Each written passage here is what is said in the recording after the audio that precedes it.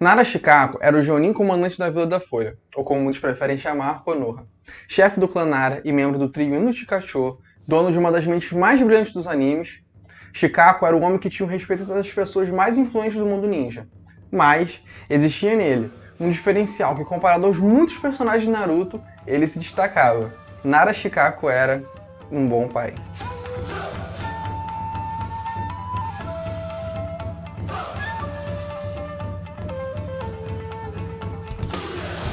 Oi, meu nome é Josué e esse é o primeiríssimo vídeo do meu canal. Se você está aqui e você gosta de séries, filmes, livros, a cultura pop como um todo, seja muito bem-vindo, esse aqui é o lugar para você. Se você gosta de filosofia, história, política, esse aqui também é o seu lugar. E se você não gosta, bom, continua aqui que eu tenho certeza que a gente vai conseguir agregar na sua vida. O meu objetivo é que esse canal possa trazer reflexão, diversão, que juntos possamos ir além do comum, enxergando as entrelinhas da vida. E é por esse motivo, senhoras e senhores, que esse é o Passe o Ponto. Mas vamos ao tema do vídeo. Shikako não foi um personagem muito premiado com o tempo de tela no nosso querido shonen. Todavia, sempre que aparecia, o mesmo roubava a cena. Pode ser por seu incrível intelecto ou só porque ele era muito maneiro mesmo.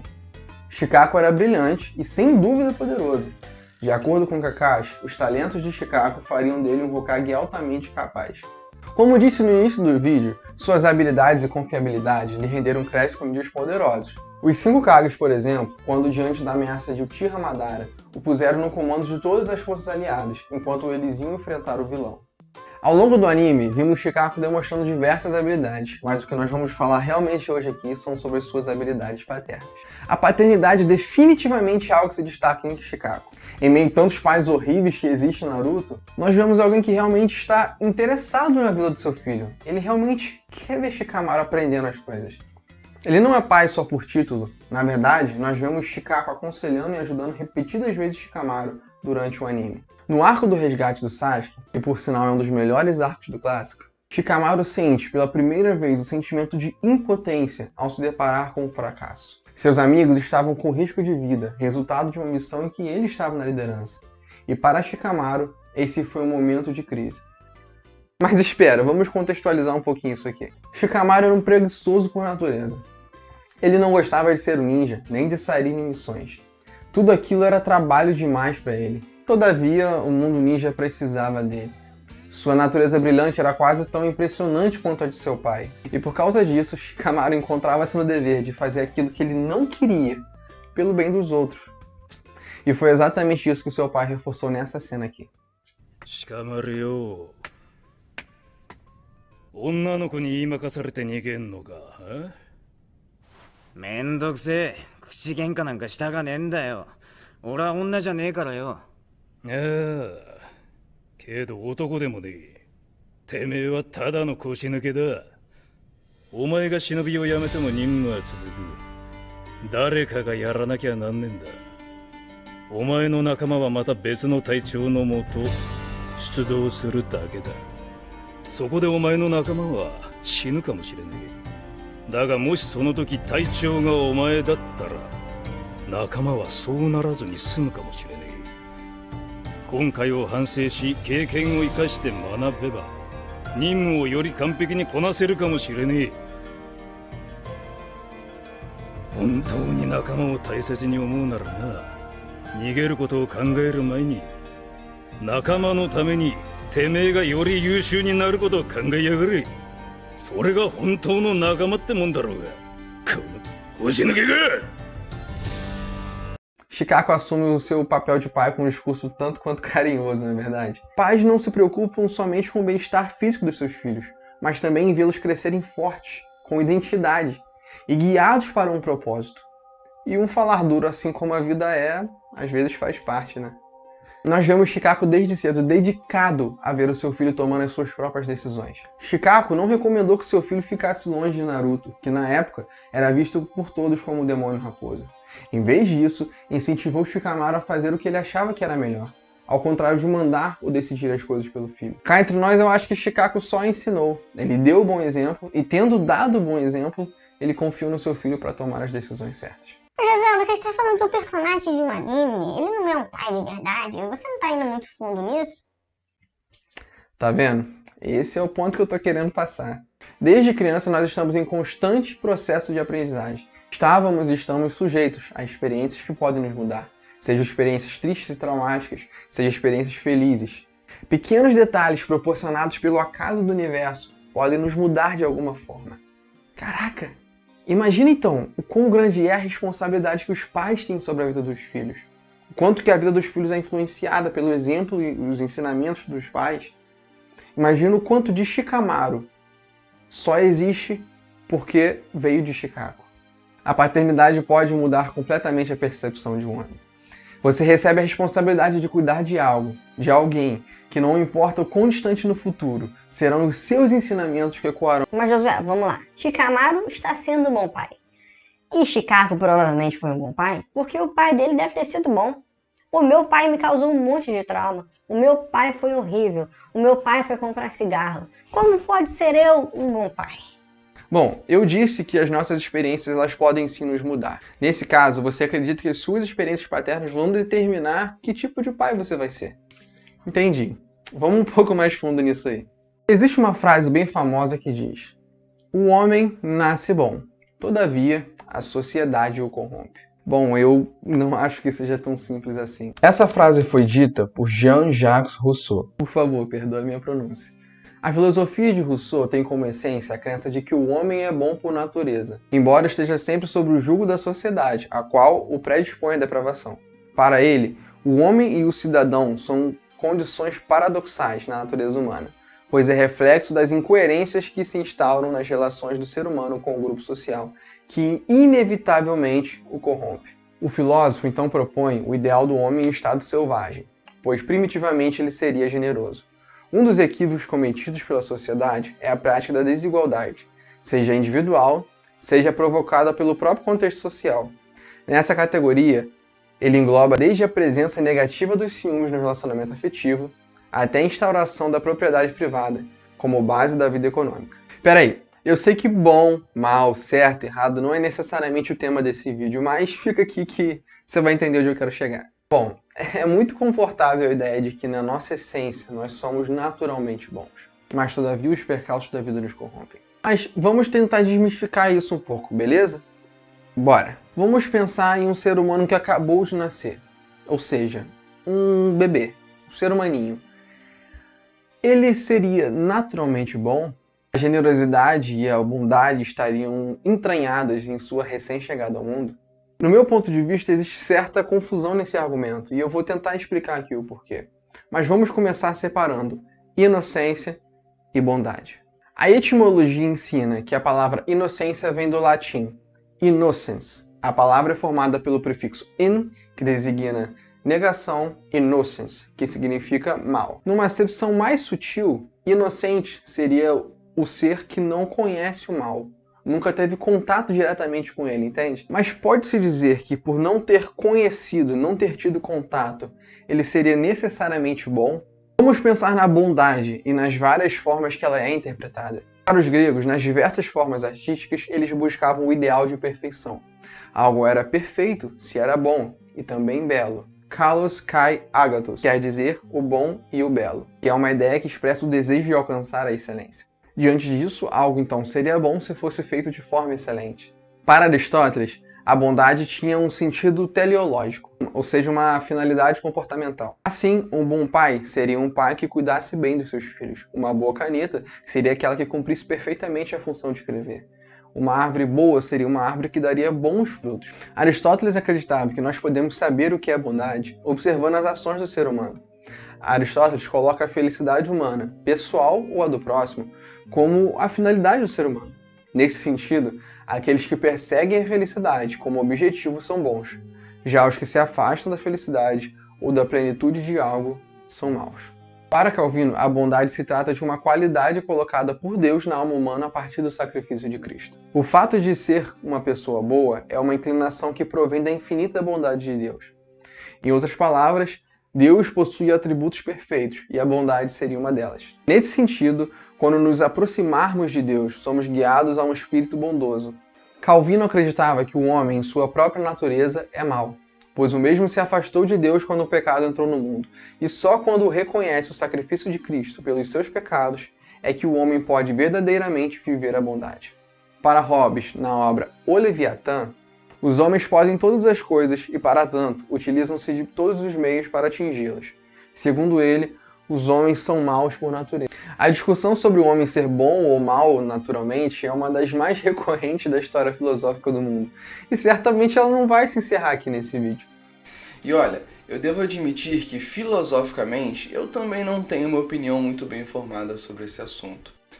Apesar de ter certeza que o homem naturalmente não é bom. Mas vamos aqui criar uma linha de raciocínio.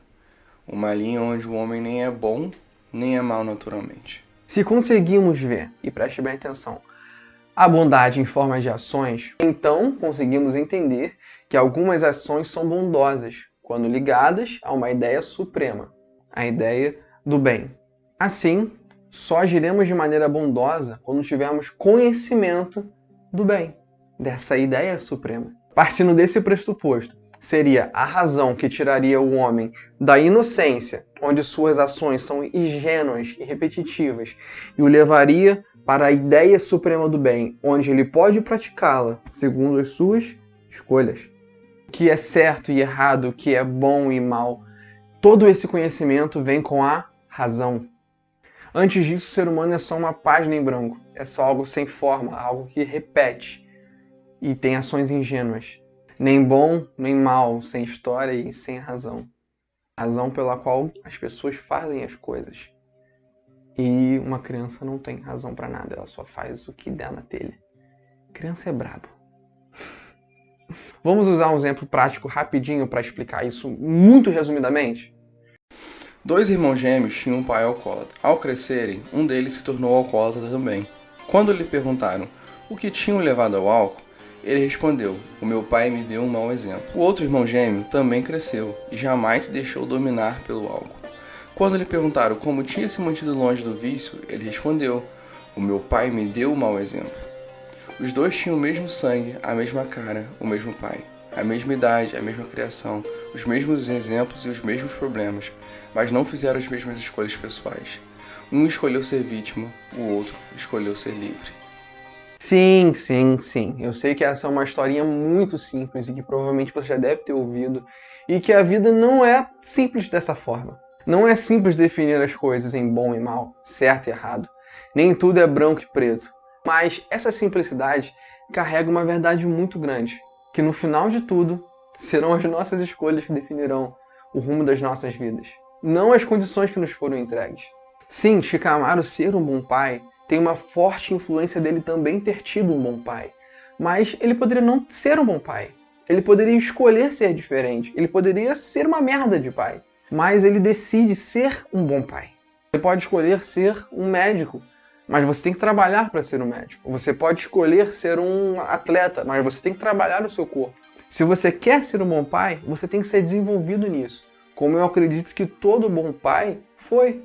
Não é simplesmente pelo bom exemplo, e sim pelo desenvolvimento. Você se coloca, você se predispõe a fazer de tudo para ser aquilo. Além da escolha, tem sempre um desenvolvimento a ser vivido para a realização da escolha. Realização daquilo que escolheu. Eu acho que essa é a principal lição que nós tiramos daqui.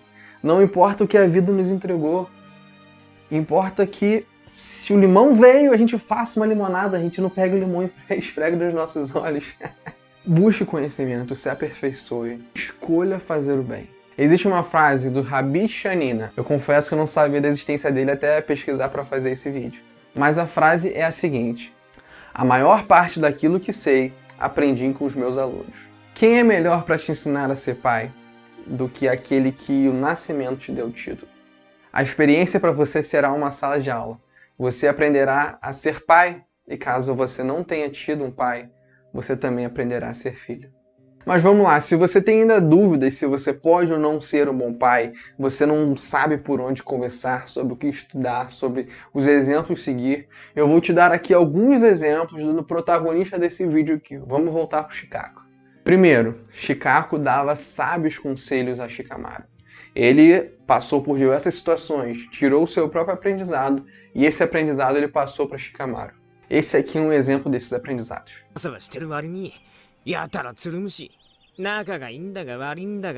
よくわからねえし。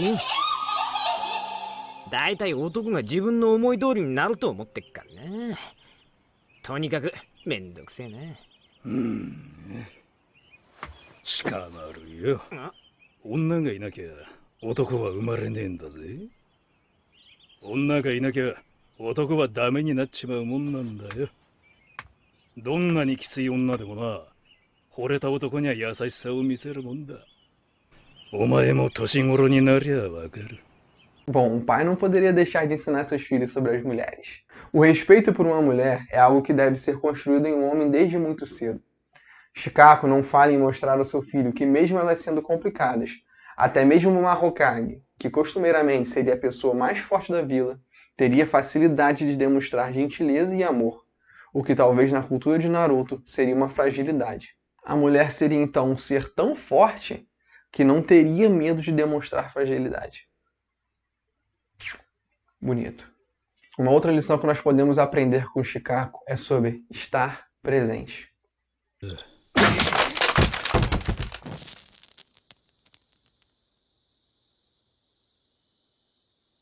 何が言いたいんだよ。本心だ。気色悪いんだよ。あんたがそんなベラベラ喋んの。どうせ俺は役立たずの臆病者だよ。いや。じゃあ何なんだよ。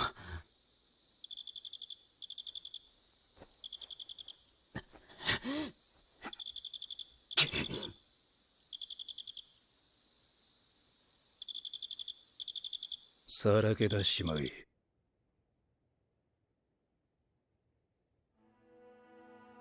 悲しみも恐れも憤りも何もかも腹ん中全部吐き出しまい。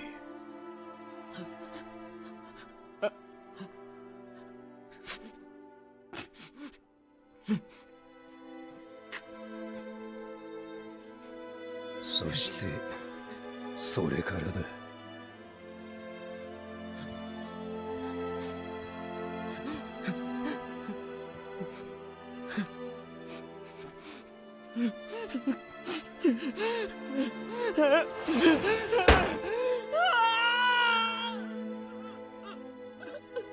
骨は拾ってやるぞ。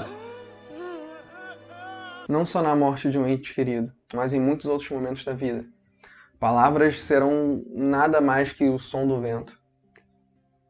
Você não pode consolar, você não pode mudar o que aconteceu.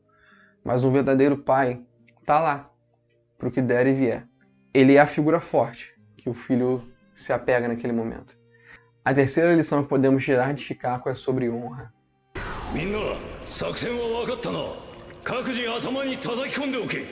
まずはイノシカショウだ。もしその作戦がうまくいかなかったら、生きててめえが指揮を取れ、鹿丸。Um amigo meu certa vez me disse a seguinte frase: todo aquele que inicia um trabalho, mas tem que sair, e sua saída causa o fim do trabalho, então esse trabalho não teve efeito algum. Esse mesmo amigo meu certa vez estava seguindo um caminho que seus pais não queriam que ele seguisse. E ao ser questionado sobre aquele versículo que diz que você deve honrar o seu pai e sua mãe, ele disse que honraria sim a criação deles, honraria sim os pais, cumprindo o propósito que ele tinha para a vida dele. Shikako, desde a infância do seu filho, o instruiu a tomar decisões, enquanto ele ensinava e dava um bom exemplo. Ele ajudou o seu filho a desenvolver a sua própria identidade, o que fez com que Shikamaru pudesse honrar a sua criação, seguindo o próprio propósito de vida. Coincidentemente, o trabalho iniciado por Shikako foi continuado por Shikamaru, que de certa forma podemos dizer que tinha o mesmo propósito de vida de seu pai. Cara, Shikako, ele construiu um legado. Ele não só desenvolveu o seu próprio filho para que ele tivesse um propósito, mas ele também iniciou um trabalho a qual o seu filho teve a honra de continuar. Olha, Shikako ele pode ter errado diversas vezes na criação do seu filho, a gente não sabe. Mas ele tentou até o último momento fazer o melhor pelo seu filho, dar o melhor exemplo possível. Cara, por esse motivo, ele era um bom pai. 親父として面と向き合ってやれたのは暇つぶしの将棋ぐらいだったな。お前には何も。十分だ。